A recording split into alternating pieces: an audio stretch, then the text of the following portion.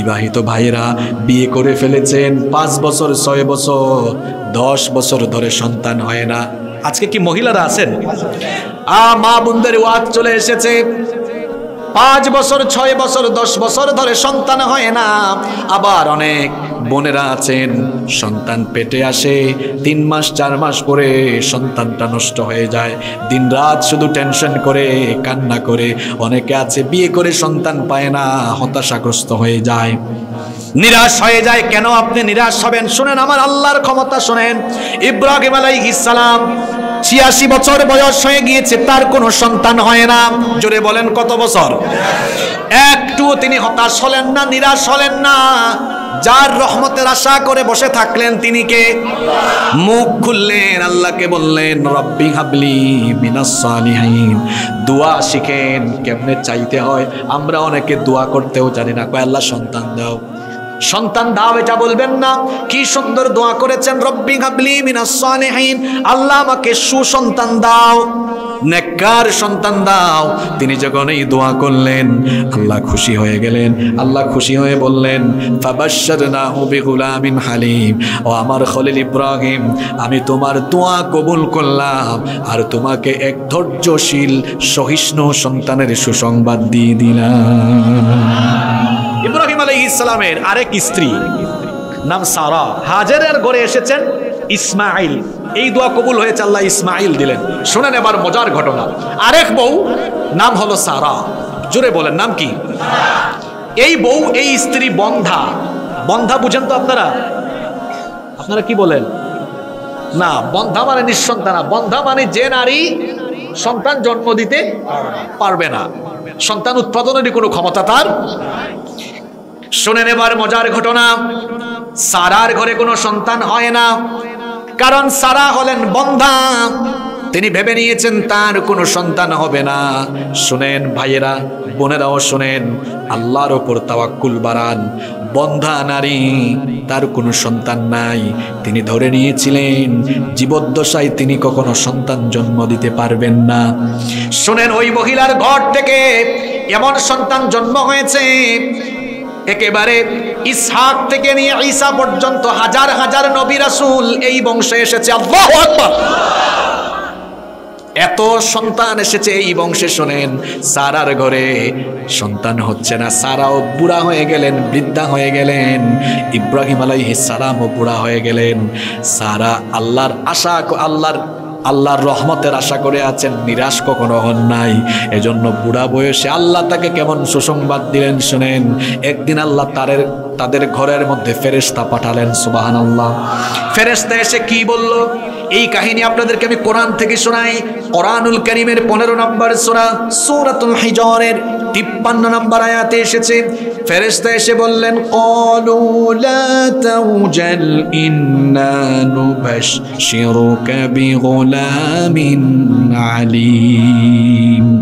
ভয় পেও না, আমরা আল্লাহর ফেরেশতার সুসংবাদ নিয়ে এসেছি।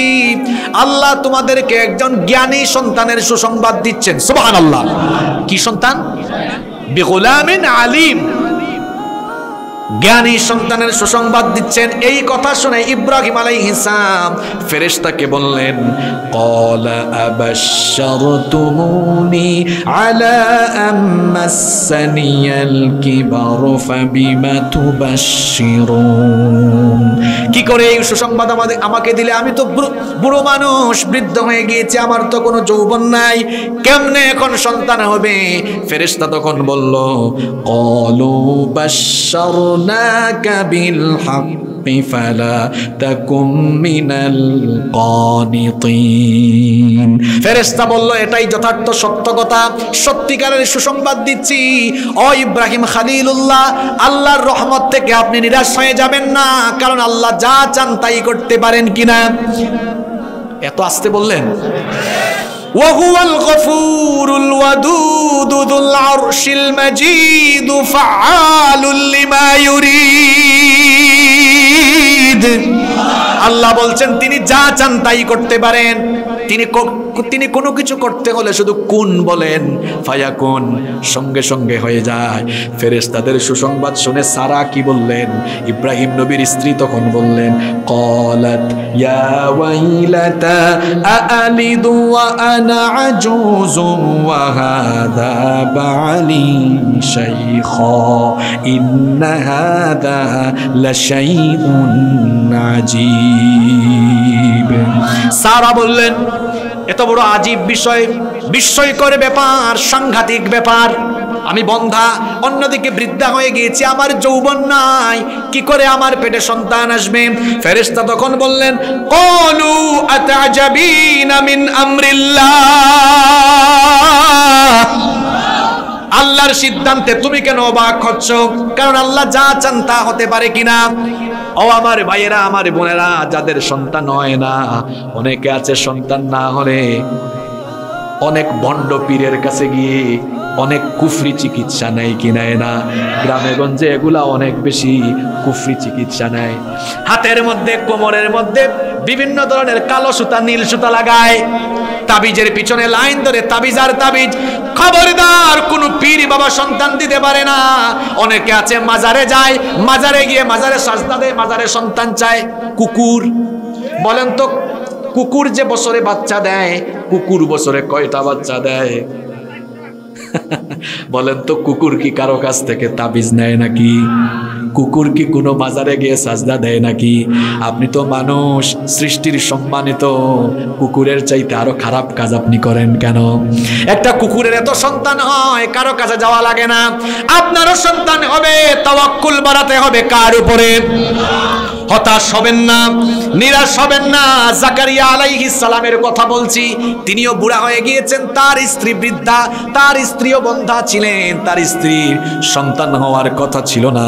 জাকারিয়া আলাইহিস সালামের নাম আপনারা জানেন কিনা? তিনি ছিলেন মারিয়াম আলাইহিস সালামের খালু। মারিয়াম হচ্ছেন পৃথিবীর শ্রেষ্ঠ নারীদের মধ্যে অন্যতম। কোরআনে কারিমে তার নামে একটা সূরাও আছে না নাই? ইমরানের স্ত্রী নিয়ত করেছিলেন, মান্নত করেছিলেন, তার সন্তান যদি হয় আল্লাহর পথে উৎসর্গ করবেন। মনে মনে ভেবেছিলেন ছেলে হবে, কিন্তু হয়ে গেছে মেয়ে। হওয়ার পর তারা বললেন, হায় হায় হায়, আমার তো মেয়ে হয়ে গিয়েছে। আল্লাহ বললেন, লাইসা যাকারু কাল উনসা, মেয়ের চাইতেও এই কন্যা ভালো। এরপরে তারা এই কন্যা সন্তানকে বাইতুল মুকাদ্দাস মসজিদে আকসার মধ্যে বড় হওয়ার জন্য সেখানে দিলেন। তার দায়িত্ব পেয়ে গেলেন তার খালু জাকারিয়া আলাইহিস সালাম। জাকারিয়া আলাইহিস সালাম তার দেখাশোনা করতে লাগলেন। মারিয়াম আলাইহিস সালাম একটু বড় হলেন। জাকারিয়া আলাইহিস সালাম যখন মারিয়ামের কামরায় যেতেন, দেখতেন কি ব্যাপার, এত ফলমূল, এত খাবার দাবার। আর আশ্চর্যের ব্যাপার হলো, সিজন ছাড়া ফলমূল, যেমন এখন কি আমের সিজন, কিন্তু আম, যদি আম পাওয়া যায় এটাকে বিস্ময়কর হবে না? তিনি গিয়ে দেখলেন মারিয়ামের ঘরে বেসিজনের ফল, সিজনের ফল বেসিজনে এত খাবার দাবার। জিজ্ঞেস করলেন, শুনেন কোরআন থেকে শোনাই, সূরা আলে ইমরানের 37 নম্বর আয়াত থেকে শোনাচ্ছি। কুল্লামা দাখালা আলাইহা যাকারিয়াল মিহরাব ওয়াজাদা ইনদাহা রিজকা। যখনই জাকারিয়া মারিয়ামের ঘরে যেতেন, সেখানেই তিনি অনেক খাদ্য সামগ্রী দেখতেন। মারিয়ামকে জিজ্ঞেস করলেন, ক্বালা ইয়া মারইয়ামু আন্নী লাকি হাযা, ক্বালাত হুয়া মিন ইনদিল্লাহ। তিনি বললেন, মারিয়াম, তোমার ঘরে এত খাবার দাবার কোথা থেকে আসে? মারিয়াম বললেন, হুয়া মিন ইনদিল্লাহ,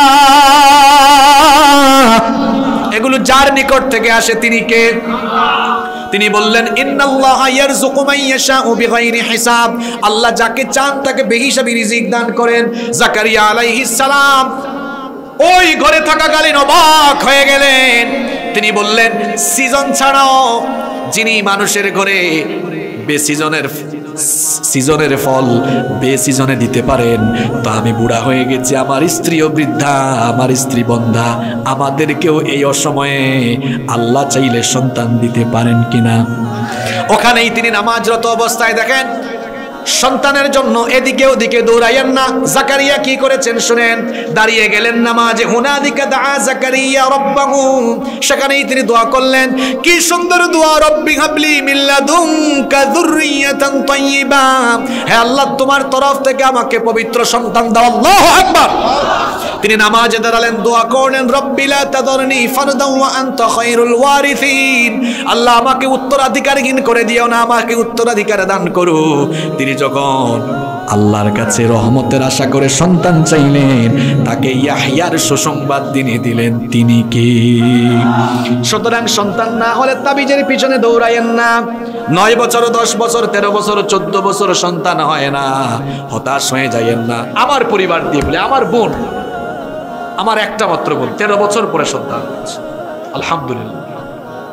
হতাশ হইয়েন না, সন্তানাদি নাই, কিংবা অনেক সময় সন্তান জন্ম হয়েছে মারা গিয়েছে, হতাশ হইয়েন না। হতে পারে এর চাইতেও আরো উত্তম সন্তান আপনাকে দিয়ে দিবেন। কি? আল্লাহর কাছে চাইবেন, আল্লাহর কাছে বেশি বেশি দোয়া করবেন। কখনো বিপদে আপদে বালা মুসিবতে হতাশ হবেন না।